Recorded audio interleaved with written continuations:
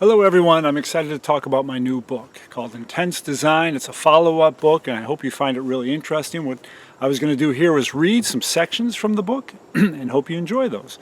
So this is straightforward reading. This book is about how to accelerate design, how to design things quickly, and it taps into the legacy work of Skunk Works. So I'm just going to read this, hope you enjoy it. I'm going to read several sections. And the first part I'm going to read is the foreword. And it starts as such. Why is the work of Skunk Works presented here? It is because the weight of history has acted on this remarkable organization. The beginning and end of Skunk Works in their prime are illuminated. With humility, we should consider benchmark organizations that hold a grip on design history. Organizations that don't represent the latest design fad or guru. Rather, they represent a carefully reviewed nugget of time. This book also looks at how to improve the speed of product design with an eye on the lessons from Skunk Works. In some disciplines, such as mechanical systems design and civil engineering, traditional engineering approaches are the standard. However, in product design, we are more free to pursue hunches and make mistakes because the consequences are less dangerous. We throw away the failed design and move on to another. The problem with product design is we often don't know where to start. We don't have the structure of many other design disciplines. Therefore, we can get trapped in time-consuming research, analysis, and worry. This book is a follow-up to my book, Engineering for Industrial Designers and Inventors. That book covered conceptual elements of engineering that are necessary for efficient and effective designs. Intense Design considers one benchmark company during one explicit time in history, namely Cold War Skunk Works. Like the engineering fundamentals in my engineering book, this information is locked in time and useful for future generations. Intense Design continues in the last section to offer specific design guidance.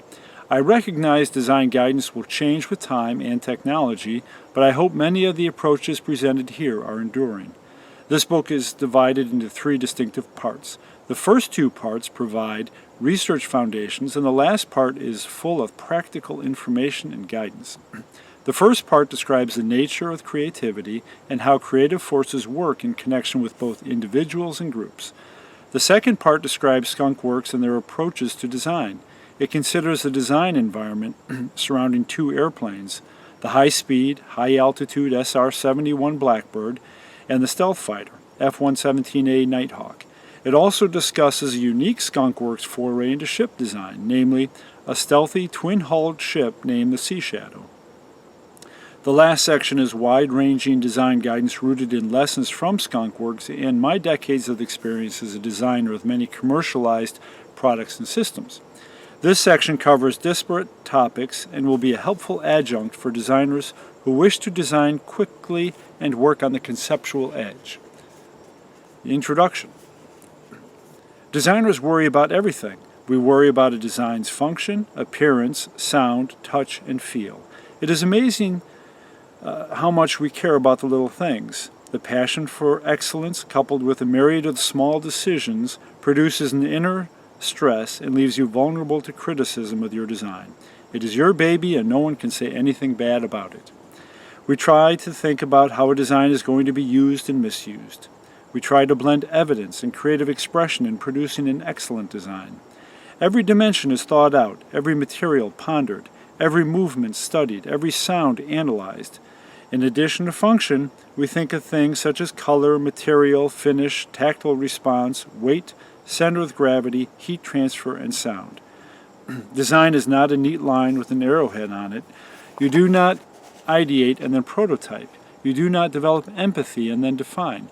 You are mixing all sorts of considerations together in a blender until the words and arrows of your design flowchart are ripped to shreds, and what remains are dangling participles and confusion as to how you get to the point you are at. However, there can be some system and structure. There is a place for affinity diagram, experience maps, failure mode and effect analysis, and all the tools of the professional designer. But they are your tools, not mandates. Do you always use a spoon when you eat dinner? Understanding the user and other stakeholders can be derived using tools ranging from ethnography to economics. You are seeking not only what they want, but what they could want.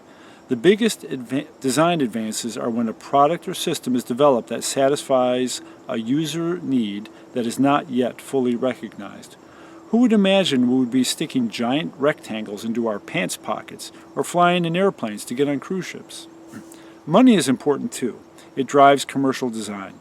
I love working in the void of market forces, but these are conceptual designs that live in sketchbooks and never see the market. Of course, the financial environment isn't just determining what the market will pay, but how the market could grow. Design thinking is a process of empathizing with the user and reframing the problem. It strives to find patterns and create solutions by visualizing them and testing them. The empathizing has to do with more than just the user. However, I believe there is more to this. A professional designer also has to understand the position of all the stakeholders in a design, from retailers to repairers. In addition, the designer has to understand the financial environment associated with the design. In a general sense, design can involve nurturing the organization that creates designs. This type of design can include motivating and directing talent and creating a design culture. The organization can believe that its designs are important, helpful, beautiful, and have a distinctive personality, a unique voice in the market. Design is directed to a specific population, and the designers understand the context of its usage. Marketing can even be subordinated to design. We can argue that a good design sells itself. We first investigate the nature of creativity. We will consider psychological, sociological connections, as well as research on motivators for creativity and creative organizations. Following this presentation, we will look at how Lockheed Martin's Skunk Works acted during the Cold War. Why Skunk Works? Because product designs contend with disparate and complex interests, we can get stopped at many points during the design process. I would like to address the issues that slow down design and present helpful approaches. To improve design approaches and speed, we should stand on the shoulders of giants. Therefore, let us look at a giant of the rapid design that has the feel of history to it, Lockheed Martin Skunk Works. These are the designers of the SR-71 Blackbird and other advanced airplanes and a ship. Skunk Works started its existence with intense design. They developed a jet airplane in 1943 through 44 with a handshake and 143 days of labor. During their prime, they accomplished remarkable things. We can look carefully at this nugget of time when intense design produced extraordinary products. Shielded from the glow of black-clad design gurus designing applications and rectangles, we can reflect on historical accomplishments.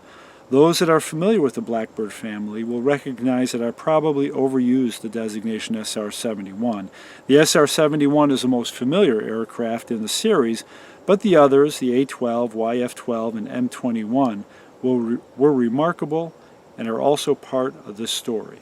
So I'm going to read some more chapters from this book, but basically what this is saying is I want to look at a nugget of history, something that had a beginning and an end. Skunk Works is still around, but I'm looking at Cold War era Skunk Works, when these extraordinary things happened, and I'm going to look at what was the organization of Skunk Works like, what makes a creative organization, and then I'm going to read some chapters related to accelerating design. Thank you.